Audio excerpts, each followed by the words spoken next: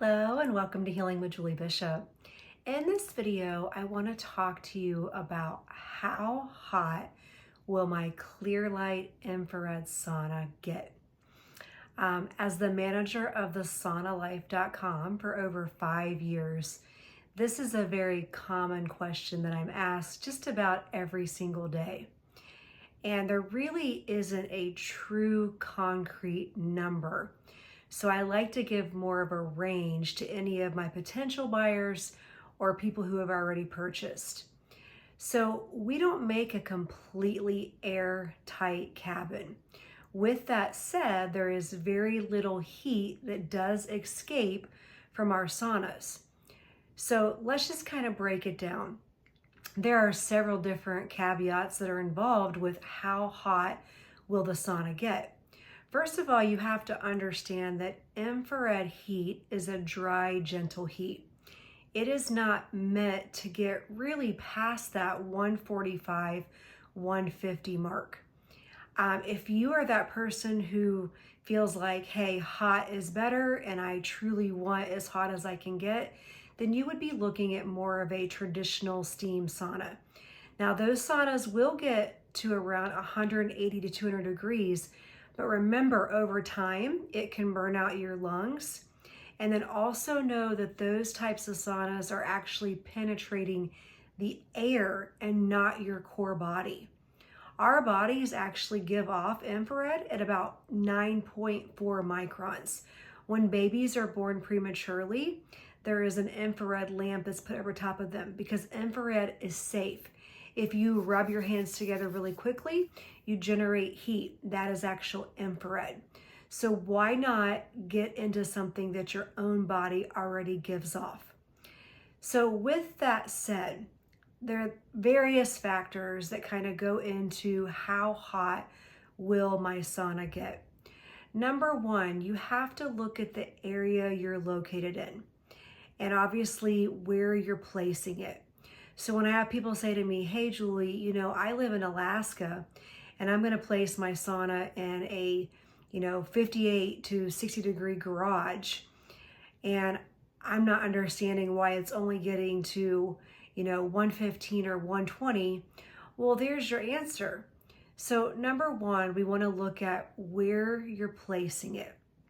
So obviously, if you're that person who lives in a hotter climate, you live in California, Florida, places that are definitely hotter, your sauna is not going to take as long to heat up.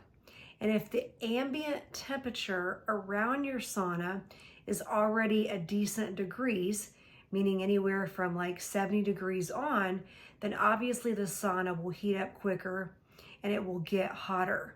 So where you place it, what location you are located in. And then you also have to look at, hey, are these rooms insulated? For example, people put them in basements all the time, and those basements are not insulated. They're unfinished. The basements are cooler. And again, the garages, they put them in cold garages, and then people wonder why their saunas are not getting to that, 120, 130 mark, which is pretty typical for an infrared sauna. Sometimes you will get around 135, 140. Obviously, the longer you use the sauna, so if you get in at first and then someone gets in behind you, obviously it's going to be a little bit hotter. It's kind of like the concept of a tanning bed. I don't really want to compare a sauna to a tanning bed, but for example, if you've ever been in a tanning bed and you go to a tanning salon, if you're that first person of the day to get in the bed and they haven't preheated the sauna, which by the way, you always want to preheat your sauna, then think about it. It's going to take a little bit longer to heat up. It may not be as hot where if you were that person who went to the tanning salon at 8 p.m.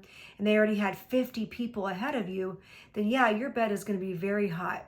And that's why a lot of people come at me and they say, well, I went to this particular spa or this wellness center or this salon and their sauna was getting to, 150, 160. And that could be possible because one, it is a commercial grade sauna, especially if it's a Clearlight sauna. Or two, maybe there were 10 people in it before you got in it. So there's lots of factors that you have to consider. You also have to think about How old is your house? Do you have the correct gauge wiring?